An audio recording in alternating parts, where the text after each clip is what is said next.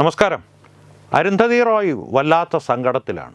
അപ്പോൾ അരുന്ധതി റോയുടെ സങ്കടത്തിന് കാരണം BJP VV രാജേഷും ഒക്കെയാണെന്ന് പറയും. VV രാജേഷ് നമ്മുടെ ബഹുമാനപ്പെട്ട തിരുവനന്തപുരം മേയർ ഒക്കെയാണ് അരുന്ധതി റോയുടെ സങ്കടത്തിന് കാരണം. മറ്റൊന്നുമല്ല, തിരുവനന്തപുരം നഗരസഭയിൽ BJP മുന്നേറ്റമുണ്ടാക്കി എന്നുള്ളത് അരുന്ധതി റോയിയെ വല്ലാതെ വിഷമിപ്പിച്ചിട്ടുണ്ട്. ആ വിഷമം തിരുവനന്തപുരം നഗരത്തിൽ ഏതാനും പരിപാടികളിൽ പങ്കെടുക്കുവാനും ഉദ്ഘാടനം ചെയ്യുവാനും അവരുടെ അമ്മയെക്കുറിച്ചുള്ള പുസ്തകമായ Mother Mary comes to me, ബീറ്റിൽസിൻ്റെ ഒരു പാട്ടിലെ ഒരു വരിയാണ്, ലെറ്റ് ഇറ്റ് ബി എന്നുള്ളൊരു പാട്ടിലെ വരിയാണ് ഈ Mother Mary comes to me. Arundhati റോയുടെ മാതാവിൻ്റെ പേരും മേരി റോയ് എന്നായിരുന്നു. അപ്പോൾ Mother Mary comes to me എന്നുള്ള ആ ഗാനം രചിച്ച പോൾ മക്കാർട്ട്നിയുടെ മാതാവിൻ്റെ പേരും മേരി എന്നായിരുന്നു. അവരുടെ ഓർമ്മയിൽ പോൾ മക്കാർട്ട്നി രചിച്ചൊരു ഗാനമാണ് let it be. Mother Mary comes to me എന്നുള്ള വരി അതിൻ്റെ അകത്തുണ്ട്. Mother Mary comes to me and says let it be എന്നുള്ള പാട്ട് ഒന്ന് സാന്ദർഭികമായി പറഞ്ഞു എന്നേ ഉള്ളൂ. വിഷയത്തിലേക്ക് തിരിച്ചു വരാം.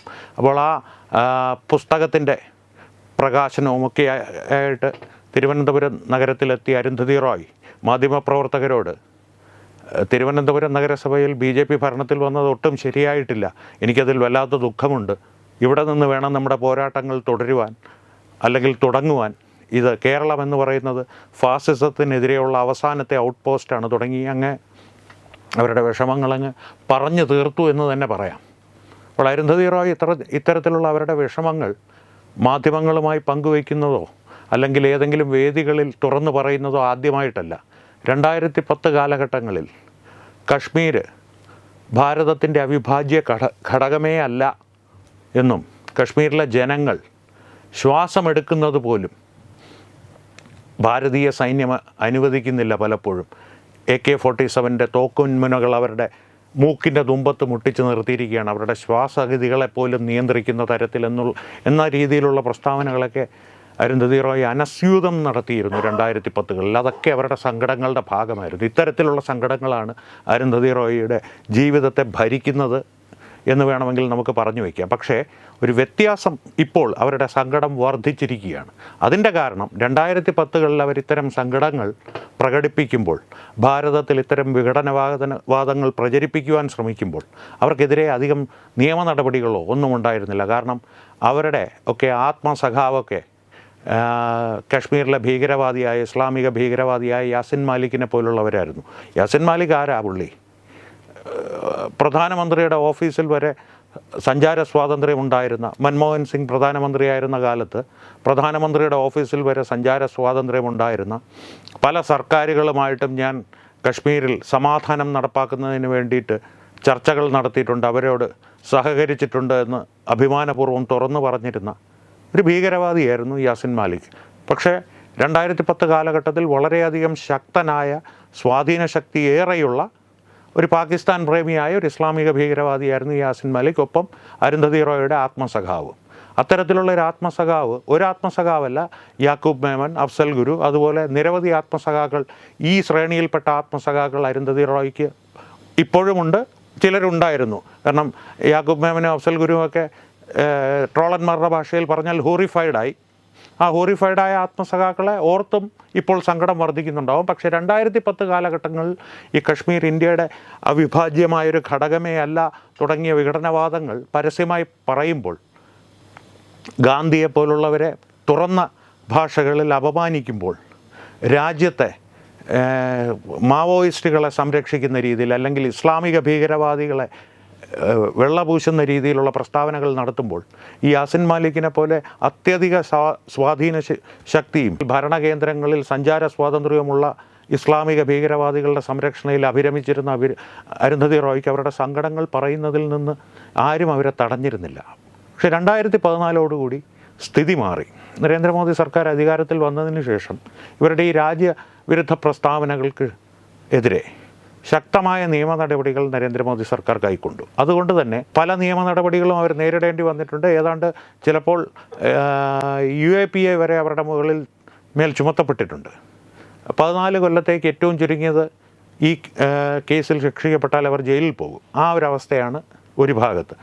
മറുഭാഗത്ത് ഒരു കാലത്ത് ബുക്കർ പ്രൈസ് ജേതാവെന്നുള്ള ഒരു